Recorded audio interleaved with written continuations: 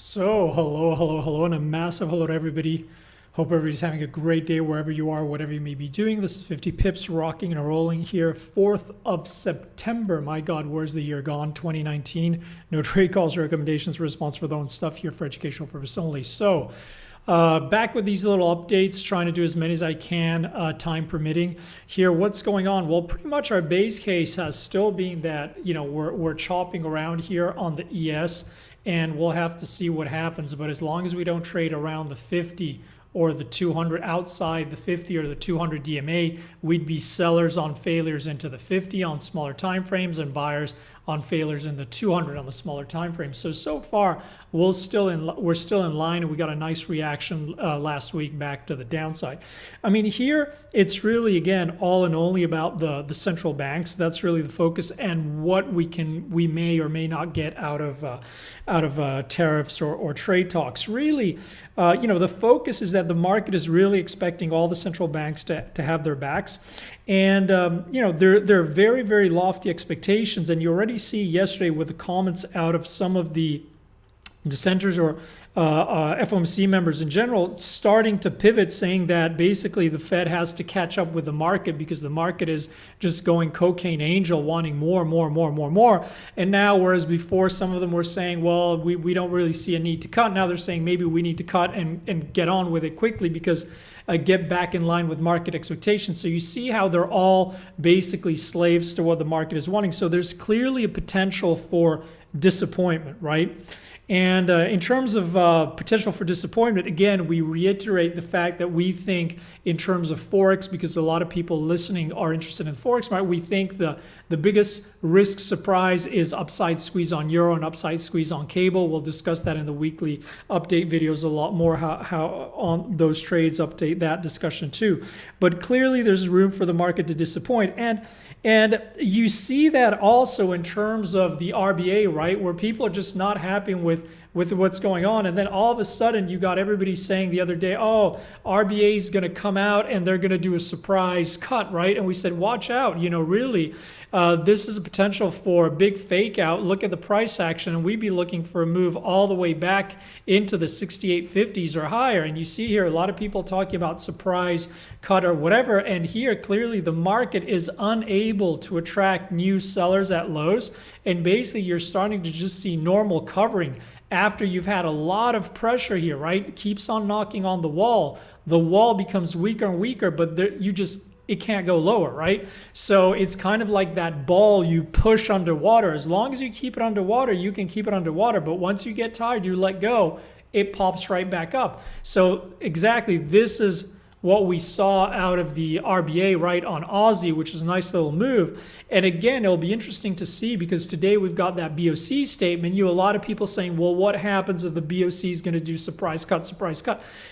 It'll be interesting to see and trade based on what comes out, but it's a very similar equation with the euro, right? The market now essentially is saying, well, the ECB's got to come up, they got to do QE, they got to do a rate cut, they got to do more. So really, I think the potential is that even if they do something, it still disappoints the market that wants more. Now, we also have to see if that is in line with the market selling off with a funky maybe September, October timeline, then that could really ignite euro.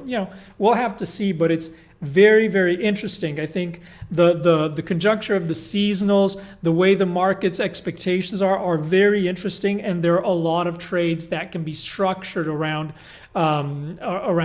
these levels.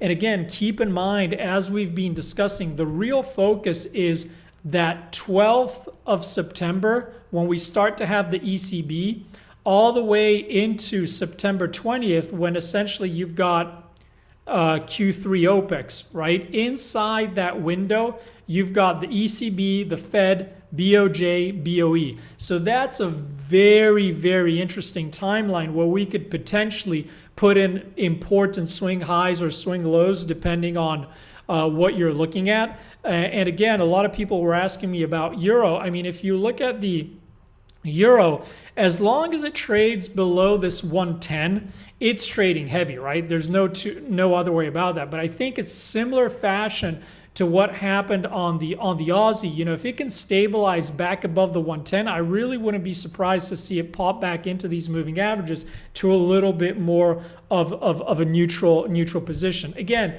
in terms of stocks, as you've seen on the ES, on the NASDAQ, we're stuck in those ranges. It's always useful to keep an eye on the RTY, right? It's really important. It's hard to see how you can really trust a rally, right? Unless you see the RTY back above the 1500 and taking a press. Ideally, if you're a bull, you want to see RTY all the way back above 1600.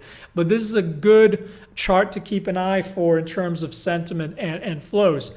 The other thing we discussed here too, and we've had a few trades structured around this in the webinars and the weekly videos, is how we thought it was time for a little bit of dollar strength to come in, some panic levels to have been set, and we like the idea of potentially bonds lower and gold lower, but essentially a very similar trade. We highlighted and we discussed why we preferred the gold lower, and we would have not been short bonds at all, simply because of the dynamics on the bonds, simply because there are a lot of institutions that are just forced to buy, simply because of the madness here. We think it's a little bit silly, but we're not going to fight these kind of flows, right? If you enjoy fighting these kind of flows, look at what Bridgewater Pure Alpha is doing the performance this year. Look at what Bill Gross had to retire on the Bund. We have far better ways to spend our time than try to be aggressive, trying to short JGBs, bonds, or bunds. There will be a time, but we're in no hurry. And you see these bonds keep on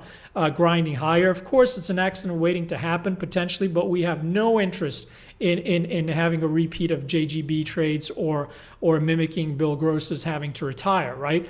And here you see that all things being equal, gold is holding a little bit nicer. It doesn't mean it has to hold, but this is potentially an interesting top here for a move back, short-term top for a move back to 1500, 1550s. I mean, here you've had plenty of time to manage your trade, to lock some in and see if you can just get a little bit more with ride some, trail some for the move. But again, that's pretty much what we've been looking at. Again, keep in mind, we've got a lot of data out. Today, we've got Williams speaking, we've got Bullard speaking, we've got Evans speaking again. So clearly, there's a lot of event risk. But again, I would look at the bigger time frames, especially on the Forex. You get a very clear picture of what's trying to play out if you look at the dailies. Okay. Hope this was useful. Wishing everybody an awesome day. If you like the videos, thank you for liking. Thank you for retweeting. Always very much appreciated. Have a great one. Take care, guys. Bye bye.